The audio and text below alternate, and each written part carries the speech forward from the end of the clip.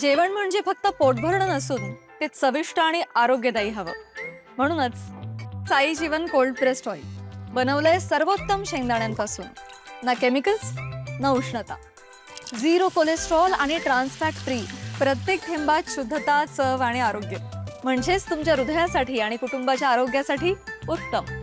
आजच साई जीवन निवडा, कारण आरोग्याला शॉर्टकट नसतो.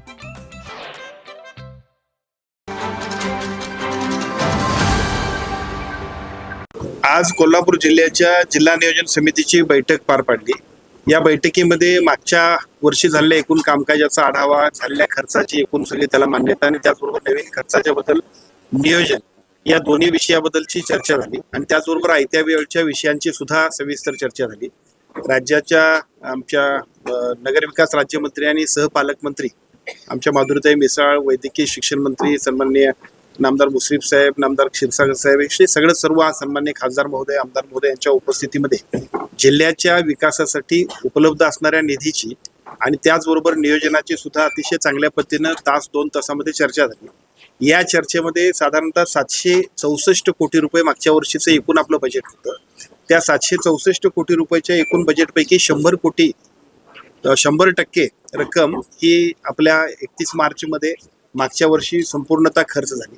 या वर्षीसाठी सुद्धा ज्या पद्धतीचा निधी आपण एकूण मान्यता घेतलेली आहे त्याप्रमाणे 642 कोटीच्या एकूण निधीची मान्यता आणि त्याच्याबद्दलच्या नियोजनाची सुद्धा चर्चा आजच्या बैठकीमध्ये झाली. पुढच्या वर्षभरामध्ये एका बाजूला येणारा पावसाळा आणि त्या पावसाळ्याच्या अनुषंगाने करावयाचं नियोजन, त्याचबरोबर कोल्हापूर महानगरपालिकेच्या परिसरात असणाऱ्या अंबाबाई मंदिराच्या एकूणच डेव्हलपमेंटसाठी सुद्धा सन्माननीय कलेक्टर महोदयांनी त्यांच्या माध्यमातून त्यांच्या सर्व नियोजनातनं कोल्हापूरचे आयुक्त, कलेक्टर आणि देवस्थान समितीचे सन्माननीय सदस्य यांच्या उपस्थितीमध्ये कोल्हापूरच्या अंबाबाई विकास आराखड्याबरोबरच तिथल्या एकूण नियोजनाची सुद्धा बैठक आणि त्याचं नियोजन लावण्याबद्दलच्या सुद्धा सूचना दिल्या. त्याचबरोबर पंचगंगा प्रदूषण हा सद्यस्थितीमध्ये थोडासा खालच्या बाजूच्या लोकांमध्ये होत असणारा एकूणच आपला उद्रेक बघितल्यानंतर पंचगंगा प्रदूषणासाठी सुद्धा सन्माननीय मंत्री महोदय, पर्यावरण मंत्री महोदय आणि उद्योग मंत्री महोदय यांच्याबरोबर मुंबईत बैठक तातडीने लावण्याबद्दल सुद्धा नियोजन चर्चा झाली. आणि या चर्चेबरोबर कोल्हापुरात सातत्यानं दर 15 दिवसाला कलेक्टरांनी याचा आढावा घ्यायचा, लोकप्रतिनिधींच्याबरोबर समन्वय ठेवून या संपूर्ण आढाव्याच्या माध्यमातून पंचगंगा प्रदूषणाचा संपूर्ण प्रश्न निकालात काढण्यासाठी सुद्धा या आजच्या बैठकीमध्ये चर्चा झाली. या चर्चेमध्ये वेगवेगळ्या पद्धतीच्या सगळ्या डिपार्टमेंट्सना सुद्धा विशेषतः अशा सूचना दिल्या की प्रत्येकाने आपलं काम जबाबदारीनं आणि लोकांप्रती अतिशय चांगल्या पद्धतीने सकारात्मक करावं, पण त्याच्यापेक्षा काही नाविन्यपूर्ण उपक्रम प्रत्येक विभागानं जर राबवले तर त्याचाही उपयोग जिल्ह्यातल्या सर्व नागरिकांच्यासाठी आणि जिल्ह्याच्या विकासासाठी होणार आहे. त्याबद्दलच्या सुद्धा सूचना दिल्या.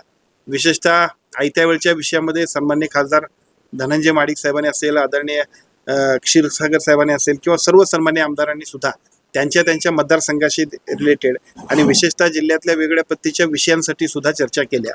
त्या सगळ्या चर्चांच्या माध्यमातून या जिल्हा नियोजन समितीच्या बैठकीच्या माध्यमातून कोल्हापूर जिल्ह्याच्या विकासासाठी आवश्यक असणाऱ्या सर्व एकूण निधीची तरतूद आणि निधींच्या तरतुदीबरोबर त्याला अतिशय गतिमान करण्यासाठी सुद्धा आम्ही सर्वच मंडळींनी काम करण्याच्या पद्धतीच्या निर्णय आणि सूचना देण्यात आल्या.